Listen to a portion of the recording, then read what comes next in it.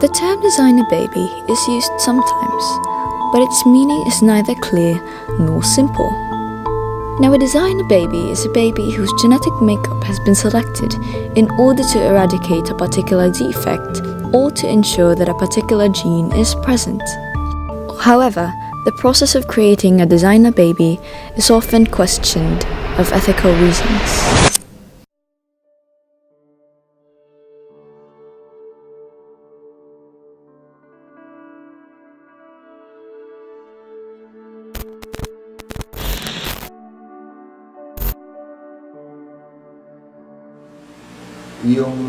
They will do an in vitro fertilization, no, from the mother's egg or father's sperm. Then they will get the embryo, and then from there probably they'll make a profile of the embryo, determine what diseases the baby might have or yung genetic makeup niya. And then plus minus the genes that they do not like or that they like. By making these designer babies, gradually, our society will be filled with the abstract of perfection that we have encoded genetically onto our future generations, taking away the essence of being human, of being unique.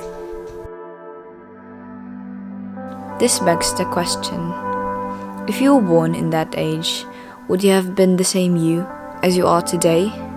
Or even, would you have been allowed to exist?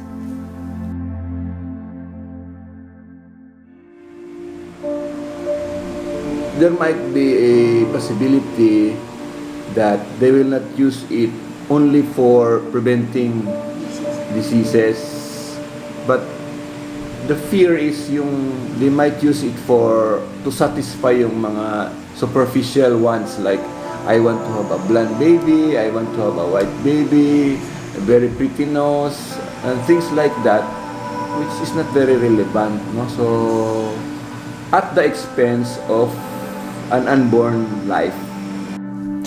Humans could easily abuse this technology. If you make your offspring immune to cancer, why not also give them height, or the gift of extraordinary intelligence? Why not also make them athletic, a sex of your preference, a race of your choice?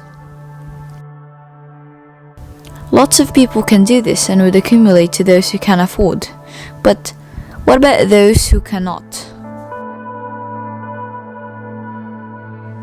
There really might be a social divide. A society composed of designer babies and the undesigner babies, no? Those who cannot afford, they are the undesigners, the poor, and the rich, the group of the designer babies, which can produce undetermined conflict.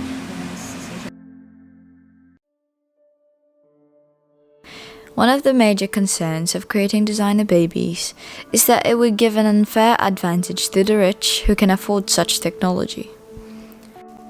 The graph shown gives an estimate for the cost of various treatments associated with designer babies.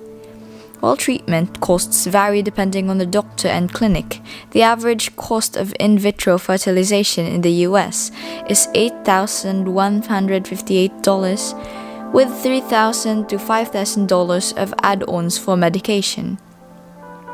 The average cost of pre-implantation genetic diagnosis is $3,550. Gender selection may cost as much as $18,000 according to current estimates. Even simple genetic tests can cost over $200. If the wealthy can make ideal children who were more stronger, faster, and smarter than the children of their middle-class counterparts, they would seem more superior and would widen an already existing gap that separates these children and the opportunities they have, which would result in a social divide.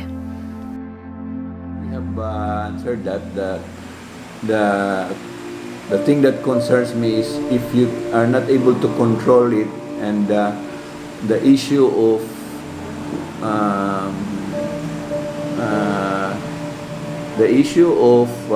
doing something on that unborn individual who cannot give you consent, no?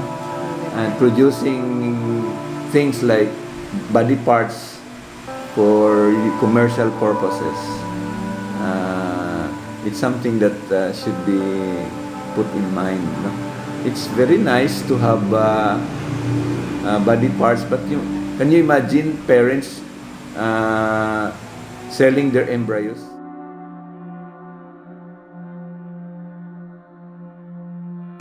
As a doctor, I am also concerned of the moral issues, the ethical issues of the technology.